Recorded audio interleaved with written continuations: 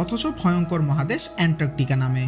Antarctica নামটির অর্থই যেন রহস্যে মোড়া। গ্রিক শব্দ অ্যান্টার্কটিকস থেকে এসেছে এই নাম, অর্থ আর্কটিকের বিপরীত দিক। যেখানে উত্তরে রয়েছে আর্কটিক মহাসাগর, সেখানে দক্ষিণে তার প্রতিচ্ছবি অ্যান্টার্কটিকা। পৃথিবীর নিচু গোলার্ধে অবস্থিত এই মহাদেশ যেন পৃথিবীর নিঃশ্বাসের এক শীতল ছোঁয়া। মানবজাতির চোখ প্রথম পড়েছিল এই বরফের মহাদেশের দিকে 1820 সালে। তখন কয়েকজন অভিযাত্রী দক্ষিণ মেরুর কাছে এসে পৌঁছান। তবে এর প্রকৃত অস্তিত্ব নিয়ে সন্দেহ ছিল শতাব্দীর পর শতাব্দী ধরে।